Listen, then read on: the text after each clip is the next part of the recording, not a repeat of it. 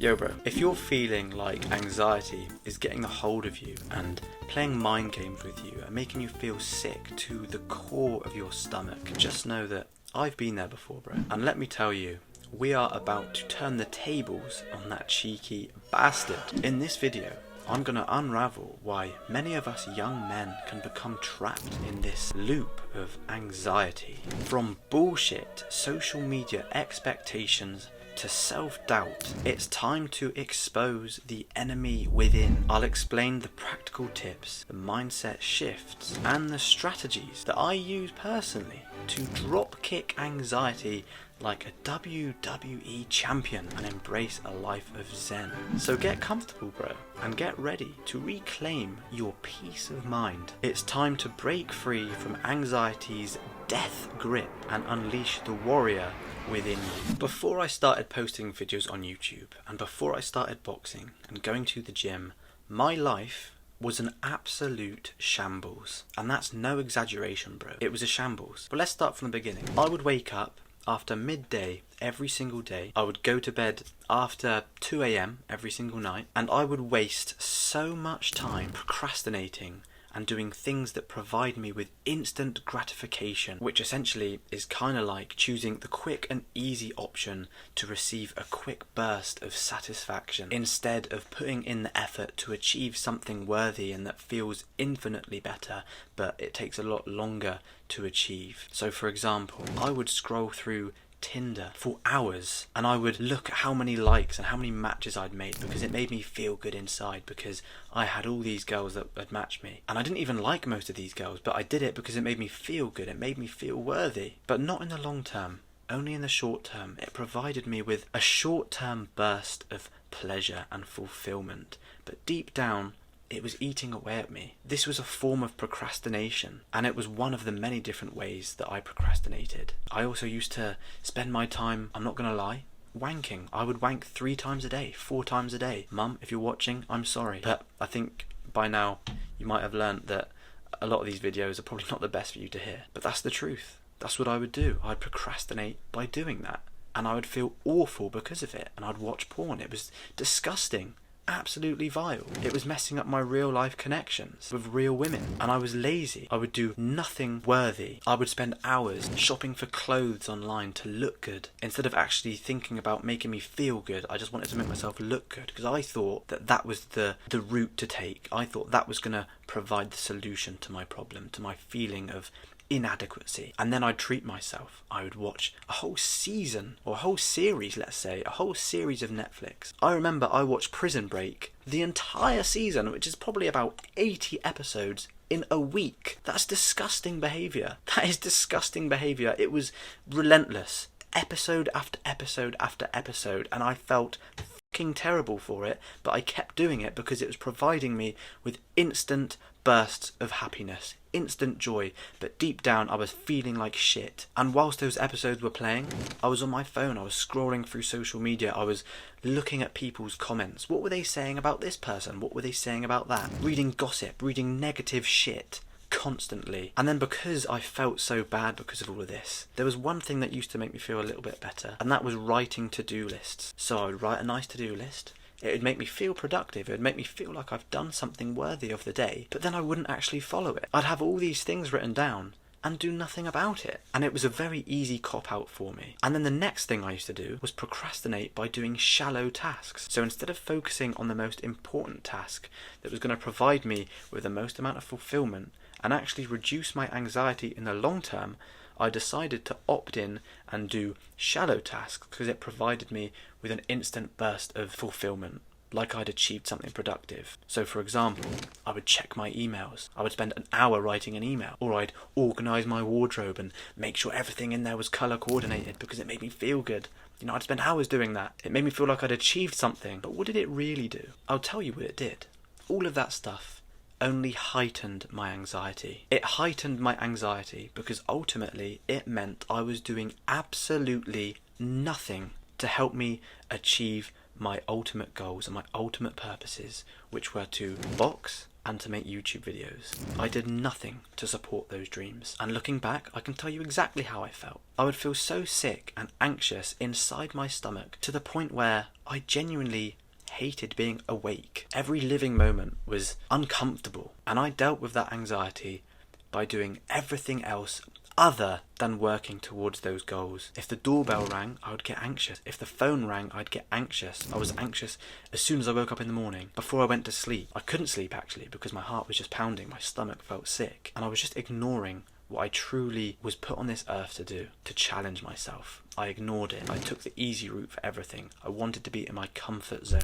And eventually this led to me taking anxiety medication for 2 years because I did nothing to control it myself. But let me tell you what eventually fixed this problem for me extremely well. I was reading a book called The 4-Hour Work Week, written by Tim Ferriss. And in this book, he wrote down this question, and I swear to God, I still live by it to this day. It's an incredible question. He basically said, if this task is the only thing you accomplish today, will you be satisfied with your day? That question, I'm telling you now, is going to solve a lot of your anxiety problems, because anxiety comes when you don't take action. And not just action, but action on the most important task that you know deep down what is. You know what the most important task is. When you ask yourself this question, it's really going to make you focus and understand and realize that the tasks you're probably doing right now aren't important. So ask yourself this question. If this is the only thing you achieve today, will you be satisfied with your day? Now that could be something really small. It could be just to start up a business plan. It could be to cook a meal.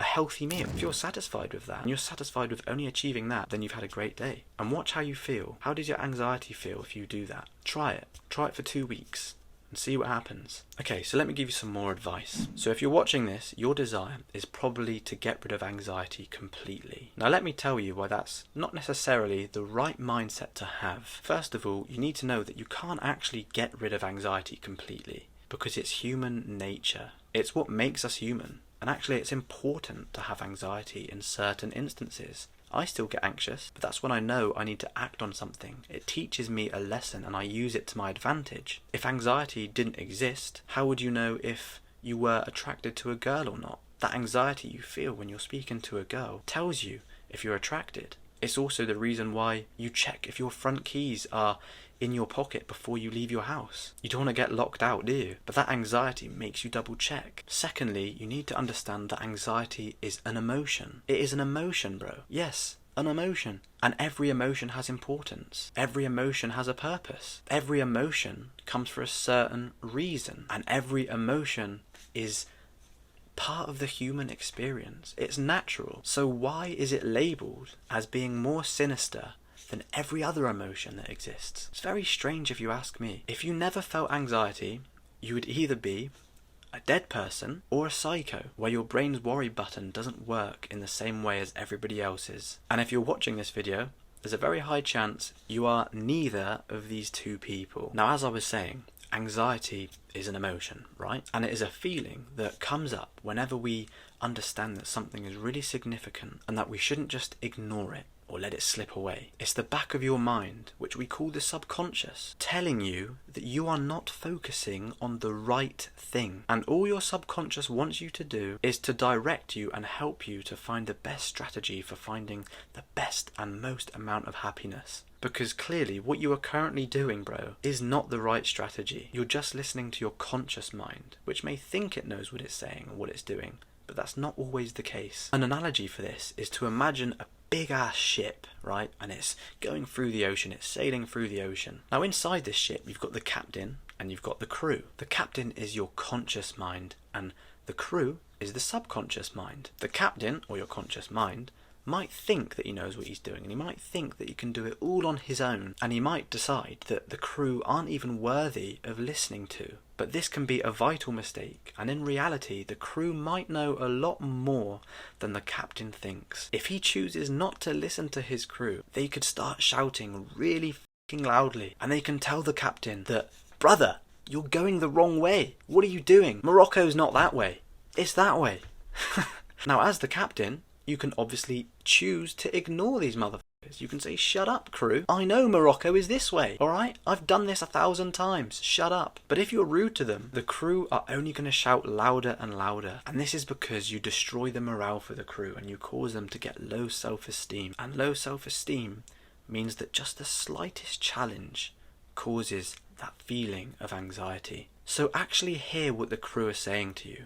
Listen to your subconscious mind. When the crew has been heard by the captain, they will stop shouting so loudly, meaning that the captain can then take charge and can actually be heard properly and can decide where he wants to go without being distracted by the crew, just because he's listened to them. In other words, what I'm telling you to do, bro, is to listen to your anxiety. It is more than likely telling you that you are doing something which is entirely less important than something else. So what I'm telling you to do is to focus on the most important task. And you know what that important task is. Only you know. Tony Robbins refers to this as massive action, which is where you put as much effort into the most important task because you know that's going to give you the best results. A ship in a harbour is safe, but that's not what ships were built for. That's a really good quote I love. It basically tells you that you're supposed to act. You're supposed to take the risk. Stop living so comfortably. Remember what I said earlier. Ask yourself this question. If this is the only thing you achieve today, will you be satisfied with your day? Accept your anxiety. If you're anxious, it means you're alive. It's here to help, bro. Stop trying to escape it by doing things to distract you. You don't get rid of anxiety by trying to get rid of it. You get rid of it by listening to it. Stay away from medication. From my experience, it doesn't get to the root cause of the issue and it only patches it up. Society tells us that feeling anxious is an illness, which is why I went down that route of taking medication. But that's not the case. You don't need the label of saying, I have anxiety, because that will only make you feel more anxious. Remember, anxiety is an emotion. Therefore, you don't have anxiety. You feel anxiety, and that is perfectly normal and it's a good thing. Once you accept that and you take massive action, that anxiety will slip away quicker than a fart in the wind, bro. If you want to learn even more about anxiety, bro, I would seriously recommend that you watch a TEDx talk which I watched, and actually it inspired me to make this video, and I'll leave that in the link in the description below. Believe you can, and you're more than halfway there.